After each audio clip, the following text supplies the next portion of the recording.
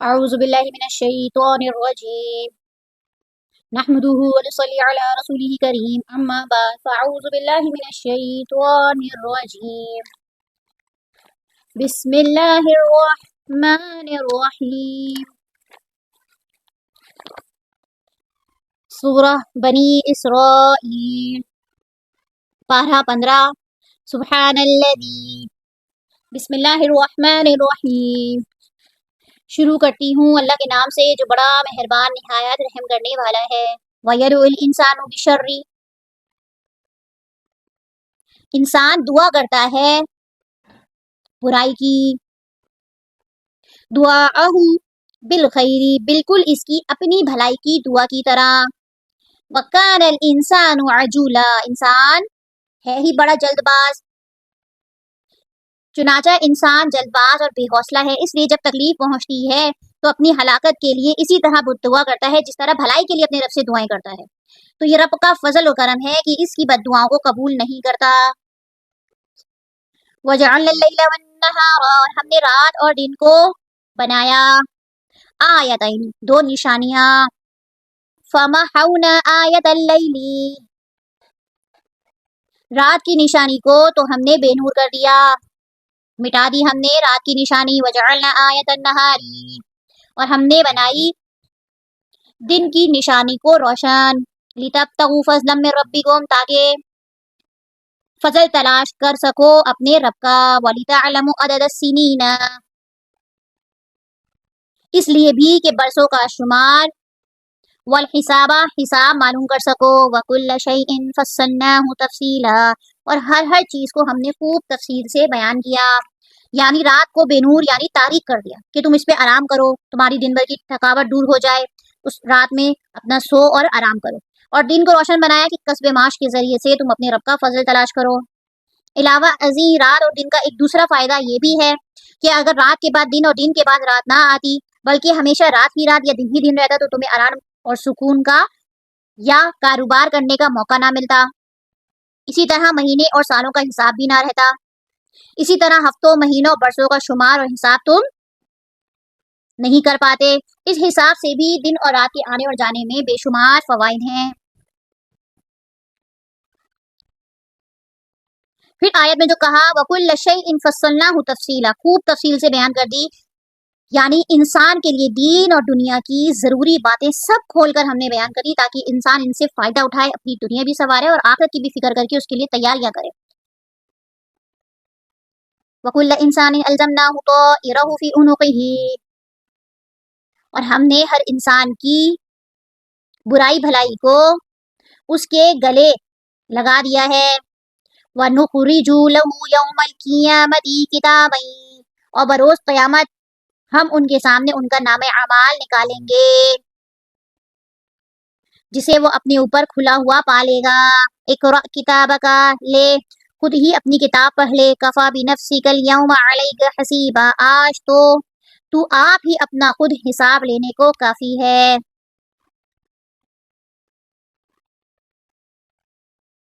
گلے کے ہاتھ کی طرح ہمارے نام اعمال ہمارے ساتھ ہوں گے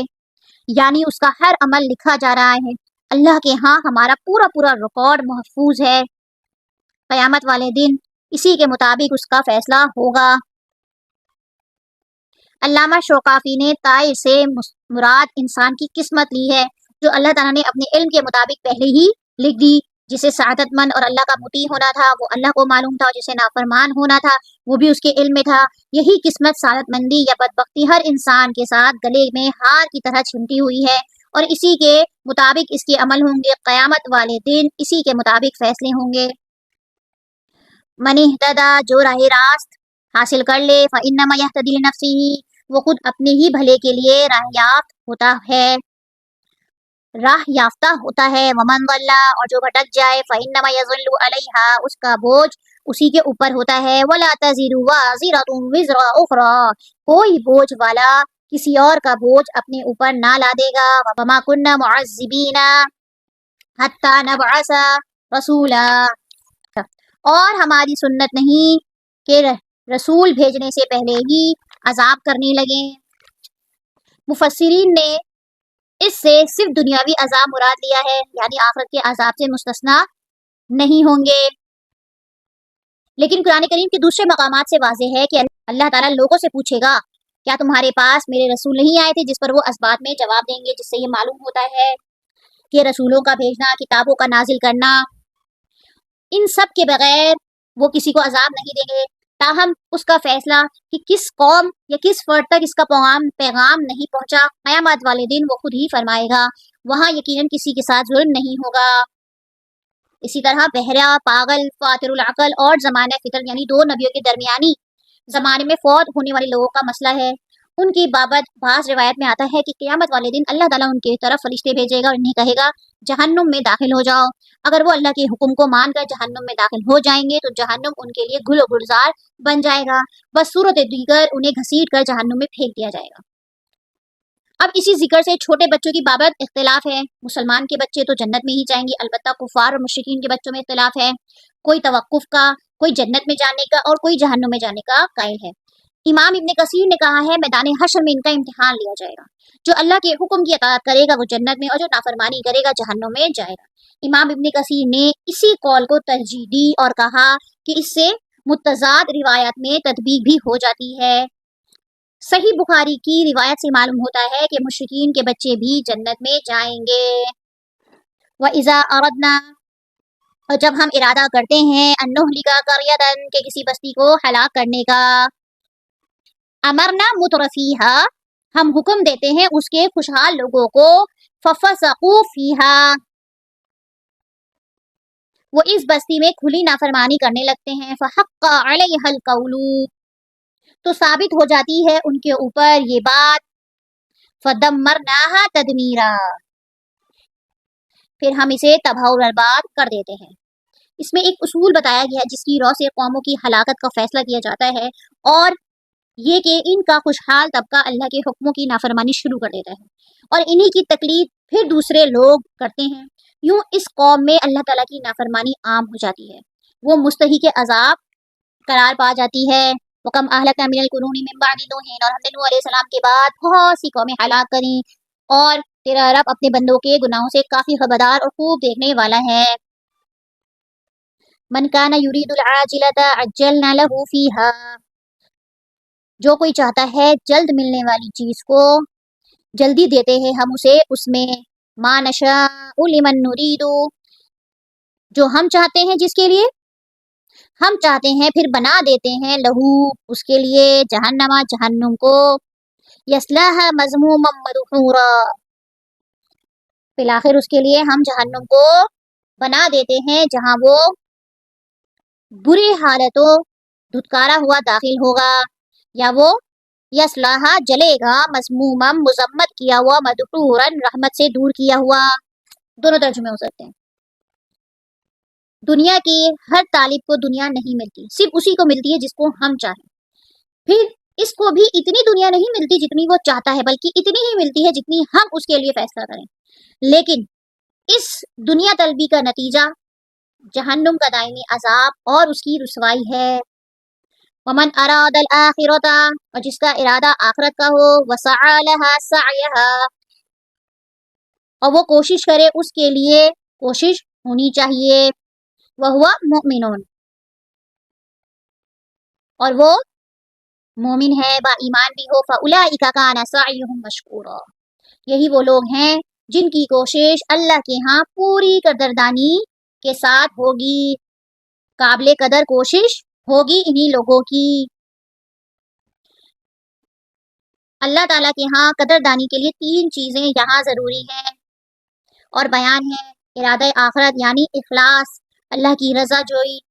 نمبر 2 ایسی کوشش جو اس کے لائق ہو یعنی سنت کے مطابق، تیسرا ایمان کیونکہ اس کے بغیر تو کوئی عمل بھی قابل التفات نہیں، یعنی قبولیت عمل کے لیے ایمان کے ساتھ اخلاص سنت نبی کے مطابق ہونا ضروری ہے۔ کلن نمد ہر ایک کو ہم مدد دیتے ہیں، ہؤلاء وہؤلاء من عطاء ربک انہیں بھی اور انہیں بھی تیرے پروردگار کے انعامات میں سے، وما كان عطاء ربك محظورا، تیرے پروردگار کی بخشش رکی ہوئی نہیں ہے. یعنی دنیا کا رزق اور اس کی آسائشیں ہم بلا تفریق مومن ہو، کافر ہو، طالب دنیا ہو، طالب آخرت ہو، سب کو دیتے ہیں. اللہ تعالیٰ کی نعمتیں کسی کے لیے بھی رکی ہوئی نہیں ہے. انظر، دیکھ لے، کیفا فضلنا بعضهم علی بعض، کہ ہم میں دیکھ لے کہ ان میں ہر ایک کو ایک پر ہم نے کس طرح فضیلت دے رکھی ہے. اور آخرت تو درجوں میں اور بھی بڑھ کر ہے اور فضیلت کے اعتبار سے بھی بڑی ہے. تاہم دنیا کی کوئی چیز کسی کو کم کسی کو زیادہ ملتی ہے. اللہ تعالیٰ اپنی حکمت مصلحت کے مطابق یہ روزی تقسیم فرماتا ہے. تاہم آخرت کے درجات کا تفاضل زیادہ واضح اور نمایاں ہوگا. وہ اس طرح کہ اہل ایمان جنت میں اور اہل کفر جہنم میں جائیں گے. لا تجعل مع اللہ الہا آخر، اللہ کے ساتھ کسی اور کو معبود نہ ٹھہرا، ورنہ فتقعد مذموما مخذولا، ورنہ تو برے حالوں بے کس ہو کر بیٹھ رہے گا.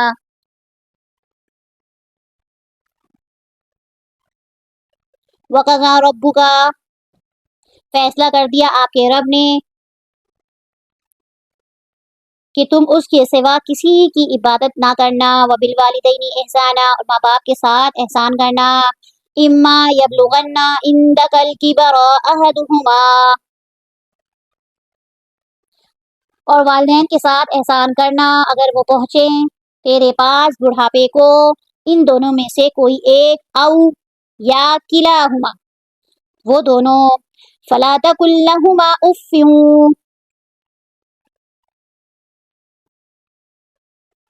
تم نہ کہنا ان دونوں کے لیے اف، ولا تنہرہما، اور تم انہیں نہ جھڑکنا، اور تم ان دونوں کو ڈانٹ ڈپٹ نہیں کرنا. وقل لہما قولا کریما، بلکہ ان کے ساتھ ادب و احترام سے بات چیت کرنا.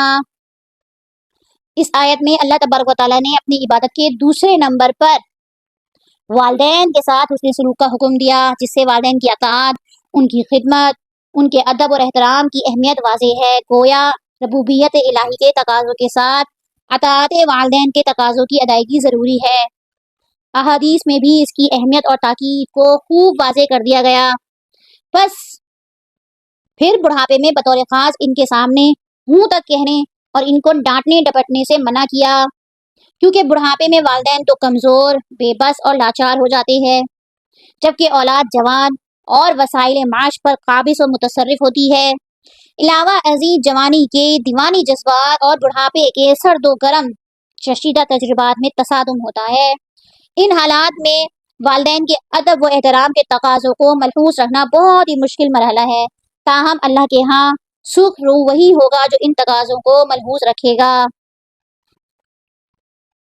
وَاخْفِضْ لَهُمَا جَنَاحَ الذُّلِّ مِنَ الرَّحْمَةِ، جو جھکائے رکھے ان دونوں کے لیے بازو عاجزی سے، عاجزی کے رحمت سے، محبت کے ساتھ. وَقُلْ، اور دعا کرتے رہنا،